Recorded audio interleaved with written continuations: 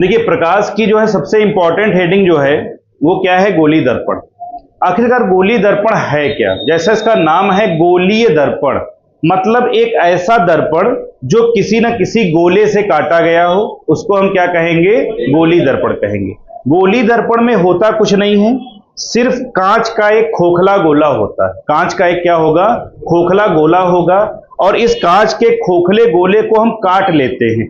आप चाहें तो ऐसे इधर से काट लीजिए, आप चाहें तो इधर से काट लीजिए, मतलब जो हमने हिस्सा काटा ये हिस्सा हमारा क्या हो गया? M1 और M2। इसके बाद में हम क्या करते हैं कि इस M1 और M2 का जो हिस्सा मिला है इसके एक हिस्से में हम पॉलिश कर देते हैं। इसके एक हिस्से में पॉलिश कर देते हैं। किसकी पॉलिश की जाएगी? चांदी की पॉलिश कर दे, या पारा की या चांदी की हम क्या कर देंगे? पॉलिश कर देंगे।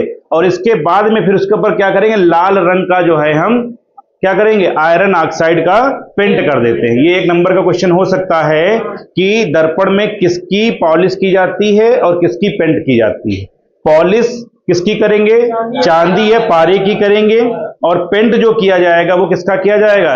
लाल रंग के ऑक्साइड का, यानी कि आयरन ऑक्साइड का हम उसमें पेंट करेंगे। ठीक, तो ये हमारा क्या बन जाएगा? गोलीय दर्पण बन जाएगा। समस्या ये है कि पेंट हम दोनों तरह से कर सकते हैं। कोई कहेगा हम अंदर से पेंट करेंगे और कोई कहेगा हम बाहर से पेंट करेंगे। तो इस आधार पर हमारा जो दर्पण है वो हो जाता है दो प्रकार का। नंबर एक उसमें होता है कौन सा? अवतल दर्पण। एक हमारा हो जाता है, इसको हम लोग क्या कहते हैं? अवतल दर्पण। और दूसरा हमारा हो जाता है कौन सा? उत्तल दर्पण। एक को हम क्या कहेंगे? अवतल दर्पण, और दूसरे को हम लोग क्या कहते हैं? उत्तल दर्पण। ठीक, तो अवतल दर्पण जो है ये कैसे बनता है और उत्तल दर्पण कैसे बनता है? प्रोसेस वही है, सिर्फ चेंज किया जाएगा पॉलिश की सतह कि कहां पॉलिश की जा रही है। सपोज करें ये हमारा कोई एक स्फेरिकल मिरर था, कोई गोला था, इसमें से हमने क्या किया? एक हिस्से को काटा। ठीक, तो अगर मान लीजिए कि ये हिस्सा हमने काट लिया इससे, ये हमने मान लीजिए, इसको फिर से बना लेते हैं। ये जो है हमने मान लिया कि ये हमारा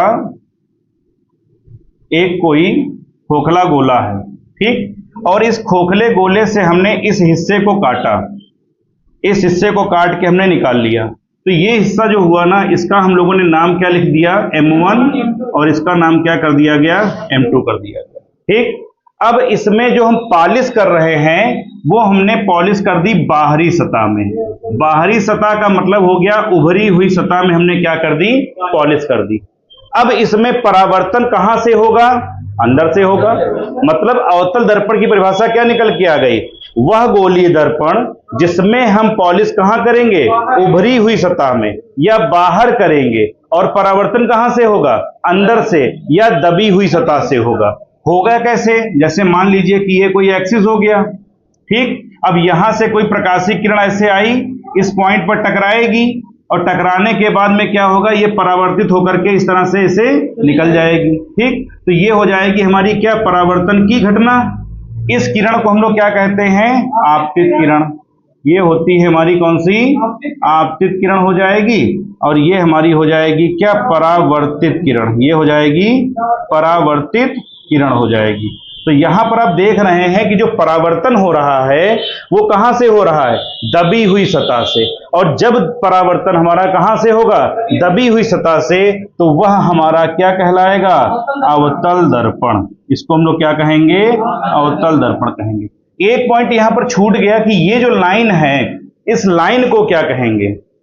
ये लाइन हमारी क्या कहलाएगी? इसको हम क्या कहेंगे? अभिलंब कहेंगे। ये क्या हो जाएगा? हमारा अभिलंब हो गया। तो ये हमारा फिगर किसका बन गया? अवतल दर्पण का। किसका बन गया? अवतल दर्पण का। अब हम दूसरा फिगर किसका बनाएंगे? उत्तल दर्पण का। सपोज करें ये कोई हमारा पृष्ठ है, गोला है, खोखला गोला है, और इस खोखले गोले से हमने क्या किया? फिर एक हिस्सा काटा, लेकिन इस बार जो हिस्सा हमने काटा वो इस साइड से काट लिया। इस बार जो हमने हिस्सा काटा है वो इस साइड से काटा गया। ठीक है, यानी ये हिस्सा हमारा क्या हो गया? M1, और इसको हमने क्या कह दिया? M2। अभी हमने जो पॉलिश की थी वो की थी उभरी हुई सतह में। अब हम पॉलिश कहां करेंगे? दबी हुई सतह में, यानी इस सतह में। तो इसमें क्या करेंगे आप, यहां पर पॉलिश कर देंगे। जब आप दबी हुई सतह में पॉलिश कर देंगे तो परावर्तन दबी हुई सतह से तो होगा नहीं, अब कहां से होगा, उभरी हुई सतह से। तो मान लीजिए कि ये उभरी हुई सतह हो गई हमारी, ठीक। अब यहां पर कोई प्रकाशीय किरण आएगी ऐसे, इस किरण को हम क्या कहेंगे, आपतित किरण होगी, और यहां से टकरा करके ये ऐसे वापस चली जाएगी, इसको हम लोग क्या कहेंगे, परावर्तित किरण कह देंगे। और इस दर्पण को हम लोग क्या कहेंगे, उत्तल दर्पण। ये हमारा क्या हो जाएगा, उत्तल दर्पण, उत्तल दर्पण हो गया, ठीक। तो ये है परिभाषा किसकी, अवतल दर्पण और उत्तल दर्पण की। डिफिनीशन लिखेंगे कैसे, यहां समझ लेते हैं डिफिनीशन को लिखने का प्रोसेस। जब किसी गोलीय दर्पण में पॉलिश उभरी हुई सतह में की जाए तथा परावर्तन दबी हुई सतह से हो तो उसे हम क्या कहते हैं, अवतल दर्पण। लेकिन जब पॉलिश दबी हुई सतह में की जाए और परावर्तन कहां से हो जाए, उभरी हुई सतह से हो, तो उस दर्पण को हम क्या कहते हैं, उत्तल दर्पण। अर्थात गोलीय दर्पण कितने प्रकार का, दो प्रकार का। एक हो गया आपका कौन सा, अवतल दर्पण, और एक हो गया उत्तल दर्पण। अवतल दर्पण को हम क्या कहते हैं, कनकेव मिरर, और इसको हम क्या कहते हैं, कन्वेक्स मिरर, ठीक। तो ये आपका हेडिंग है आपकी क्या, गोलीय दर्पणों से संबंधित परिभाषाएं। एक्चुअली में हमारा जो गोलीय दर्पण होता है उसमें बहुत से पॉइंट होते हैं और हमें उन सारे पॉइंटों की क्या चाहिए, डेफिनेशन, कि उसकी परिभाषा होती क्या है। इसमें सबसे पहला पॉइंट जो है वो क्या कहा गया है, दर्पण का ध्रुव। और दर्पण के ध्रुव को हम लोग इंग्लिश में क्या कह सकते हैं, पोल ऑफ मिरर। इसको क्या कहेंगे, पोल ऑफ मिरर। इन दर्पण का जो ध्रुव होता है इसको हम लोग क्या कहते हैं, पोल ऑफ मिरर कहते हैं। दूसरी हेडिंग हम यहां समझने वाले हैं क्या, दूसरी हेडिंग हमारी आती है वक्रता केंद्र। दूसरी हेडिंग क्या है, वक्रता केंद्र। वक्रता केंद्र होता क्या है, किसे हम कहते हैं वक्रता केंद्र, ठीक है। इसको हम क्या कहते हैं इंग्लिश में, centre of curvature, centre of curvature, ठीक है। ये हो गया क्या, centre of curvature. Third heading हम समझने वाले हैं इसमें क्या, कि वक्रता त्रिज्या क्या होती है, ठीक। क्या लिखेंगे इसको हम लोग, वक्रता त्रिज्या। थर्ड हेडिंग हमारी क्या है, वक्रता त्रिज्या, और इसे हम लोग क्या कहते हैं, रेडियस ऑफ कर्वेचर, ठीक है। और फोर्थ पॉइंट हमारा इसमें जो है उसको हम लोग क्या कहते हैं, मुख्य अक्ष।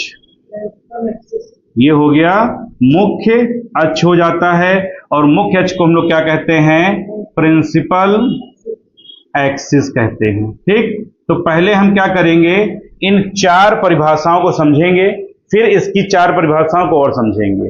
तो सबसे पहले हमने क्या लिख रखा है, दर्पण का ध्रुव यानी पोल ऑफ मिरर। दर्पण का ध्रुव है क्या, एक्चुअली में जैसे मान ले कि ये हमारा कोई क्या है, स्फेरिकल मिरर है, गोलीय दर्पण है। इस गोलीय दर्पण से हमने किसी दर्पण को काटा, ठीक। हमने काट के इसको निकाल लिया, और ये हमने जो है इसको आइडिया के लिए ऐसे बना रखा कि ये डॉटेड लाइन से हो गया। तो ये जो दर्पण काटा गया है, इस दर्पण का जो मध्य बिंदु होगा इसको ही हम क्या कहेंगे, पोल कहेंगे, या इसी को हम क्या कहेंगे, दर्पण का ध्रुव कहेंगे। इसको हम चाहें तो यहां से P से व्यक्त कर दिया है, इसको हम लोग क्या कह सकते हैं, पोल कह सकते हैं। क्लियर। सेकेंड पॉइंट क्या है, वक्रता केंद्र। वक्रता केंद्र क्या होता है, ध्यान से समझेंगे। जैसे ये हमारा दर्पण है, अब ये अवतल भी हो सकता है, उत्तल भी हो सकता है। वो तो डिपेंड करता है कि हम उस पर पॉलिश किधर कर रहे हैं, अंदर कर रहे हैं या बाहर कर रहे हैं, है ना। तो ये जो दर्पण काटा गया है, ये किसी न किसी गोले से ही तो काटा गया है। तो उस गोले का जो केंद्र होता है, उस गोले का जो केंद्र होता है, इसको ही हम क्या कहते हैं, वक्रता केंद्र कहते हैं। मतलब हमारा जो गोलीय दर्पण है, यह जिस हिस्से से काटा गया है उसको हम, उसके केंद्र को ही क्या कहेंगे, वक्रता केंद्र कहेंगे। और इस वक्रता केंद्र को हम किसके द्वारा व्यक्त करेंगे, C से, क्योंकि हमने क्या कहा ना, सेंटर ऑफ कर्वेचर। इसको हम किससे व्यक्त करेंगे, C से। थर्ड हेडिंग क्या है, वक्रता त्रिज्या। वक्रता त्रिज्या की देखिए दो परिभाषाएं हो सकती हैं। क्या, पहली परिभाषा यह हो सकती है कि वक्रता केंद्र से पोल, वक्रता केंद्र से जो हमारा पोल है अर्थात ध्रुव है, वक्रता केंद्र से लेकर के ध्रुव तक की जो दूरी होगी, इसको ही हम क्या कहेंगे, वक्रता त्रिज्या कहेंगे। और इसे हम कैपिटल R से व्यक्त करेंगे। किससे व्यक्त करेंगे, कैपिटल R से। एक परिभाषा तो ये हो गई, क्या, वक्रता केंद्र से ध्रुव के बीच की दूरी को हम क्या कहेंगे, वक्रता त्रिज्या कहेंगे। दूसरी परिभाषा क्या हो सकती है, दूसरी परिभाषा ये हो सकती है, गोलीय दर्पण जिस गोलीय पृष्ठ से या गोलीय दर्पण से काटा गया है उसकी जो त्रिज्या होगी वही क्या हो जाएगी, वक्रता त्रिज्या हो जाएगी, क्योंकि बात तो वही है, सेंटर आपका ये है, पी पॉइंट आपका ये, जो उसकी रेडियस है वही उसकी रेडियस हो जाएगी। ठीक, लास्ट पॉइंट आपका मुख्य अक्ष, फोर्थ वाला। मुख्य अक्ष क्या है? मुख्य अक्ष का मतलब ये होता है कि जो हमारा ये केंद्र हो गया, कौन सा, वक्रता केंद्र, और ये क्या हो गया, पोल। तो वक्रता केंद्र और पोल को मिलाने वाली जो रेखा बनाई जाती है, कौन सी रेखा, वक्रता केंद्र से जाने वाली जो रेखा आपको दिखेगी ऐसे सीधी रेखा, इस रेखा को ही हम क्या कहते हैं, मुख्य अक्ष कहेंगे। इसको हम क्या कहेंगे, मुख्य अक्ष कहेंगे। तो ये हेडिंग आपकी थी कौन सी, नंबर 4। क्लियर? परिभाषाएं तो आपकी हो गई, वो 4 परिभाषाएं आपकी कंप्लीट हो गई। अब ये इसके रिलेटेड 4 परिभाषाएं और हैं। पहली परिभाषा क्या है कि मुख्य फोकस क्या है या फोकस क्या है, किसको हम कहेंगे मुख्य फोकस और किसको हम कहेंगे फोकस, बात एक ही है। तो मुख्य फोकस पहले हम समझ लेते हैं क्या होता है फिगर के माध्यम से। जैसे मान लीजिए कि कोई हमारा ये अवतल दर्पण हो गया, ठीक, इस अवतल दर्पण में आपने क्या किया, इस तरफ जो है पॉलिश कर दी, उभरी हुई सतह में आपने क्या किया, पॉलिश कर दिया। जब आप उभरी हुई सतह में पॉलिश कर देंगे, अब जो परावर्तन आपका होगा वो कहां से होगा, दबी हुई सतह से। ठीक, मान लीजिए कि कोई प्रकाशीय किरण इस तरह से आई, मुख्य अक्ष के समांतर, कहां से आई, मुख्य अक्ष के समांतर। मान लीजिए ऊपर से जा रही है, हो सकता है नीचे से भी जा रही हो कोई प्रकाशीय किरण, कोई जरूरी नहीं कि 2 ही किरणें हो, आप ज्यादा भी बना सकते हैं। ठीक, अब यहां से क्या होगा, इनका परावर्तन होगा, ये परावर्तित होगी, और परावर्तित होने के बाद में क्या है, मान लीजिए ये किरण ऐसे मुड़ गई, तो ये ऐसे जाएगी यहां से, ये प्रकाशीय किरण यहां से मुड़ेगी, तो ये यहां से मुड़ करके ये भी ऐसे जा रही है। ठीक, मतलब जिस पॉइंट पर ये आपस में क्या करेंगी, कट करेंगी जाकर के, यही हमारा क्या हो जाएगा, मुख्य फोकस हो जाएगा, या इसको हम लोग क्या कह देंगे, फोकस कह देंगे। ठीक है, इस मुख्य फोकस को हम किससे व्यक्त करेंगे, एफ से व्यक्त करेंगे। ये पॉइंट आपका पी हो जाता है और सी आपका यहां पर होता है। ये किसके लिए था, अवतल दर्पण के लिए। इन केस अगर आपसे कह दे कि दर्पण हमारा कैसा है, उत्तल है, तो उत्तल दर्पण का फिगर आप कैसे बनाएंगे, वो कुछ इस तरह से बनेगा। ठीक, इसमें जो पॉलिश की जाएगी वो कहां की जाएगी, अंदर, मतलब दबी हुई सतह में की जाएगी। यहां से जो है ये आपकी मुख्य अक्ष हो जाएगी, ये आपका पोल हो गया। ठीक है, अब प्रकाशिक किरण जो आएगी वो इधर से ही आएगी, कभी उधर से मत डाल दीजिएगा, ये अभी आपको आगे पढ़ाएंगे चल के अगली हेडिंग में। अब मान लीजिए कि एक प्रकाशिक किरण ऐसे आई और दूसरी प्रकाशिक किरण मान लीजिए इस तरह से आ रही है। प्रकाशिक किरणें जो आनी चाहिए वो क्या होनी चाहिए, मुख्य अक्ष के समांतर होनी चाहिए। क्या होनी चाहिए, मुख्य अक्ष के समांतर। अब मुख्य अक्ष से समांतर होने के बाद में क्या होगा, ये मुड़ेंगी और मुड़ करके कुछ ये ऐसे जाएंगी, इस तरह से फिगर बना लेते हैं पहले, ये यहां से जा रही है। ठीक, मतलब ये यहां से टकराई और टकराने के बाद में ऐसे लौट जाएगी। जब इसको हम पीछे की ओर लेकर के जाएंगे, आभास करेंगे, तब हमको प्रतीत होगा कि यहां पर मुख्य फोकस हो जाएगा। मतलब ये किरण ऐसे यहां पर आई, टकरा के ऐसे वापस चली गई, इसको हमने डॉटेड लाइन से पीछे की ओर लेके जब गए, तब हमको यह आभास होगा कि हमारा मुख्य फोकस इस पॉइंट पर हो जाएगा। तो ये किसकी परिभाषा हो गई, मुख्य फोकस या फोकस की। क्या होता है कि मुख्य अक्ष के समांतर आने वाली किरणें परावर्तन के पश्चात मुख्य अक्ष को जिस बिंदु पर काटती हैं या जिस बिंदु से जाती हुई प्रतीत होती हैं, उस बिंदु को ही हम क्या कहते हैं, मुख्य फोकस कहते हैं, या उसे हम क्या कहते हैं, फोकस कहते हैं। ठीक, दूसरी हेडिंग है क्या, फोकस दूरी। फोकस दूरी किसे कहेंगे, इस फोकस से ध्रुव तक की जो दूरी होती है, इसको ही हम क्या कहते हैं, फोकस दूरी कहते हैं।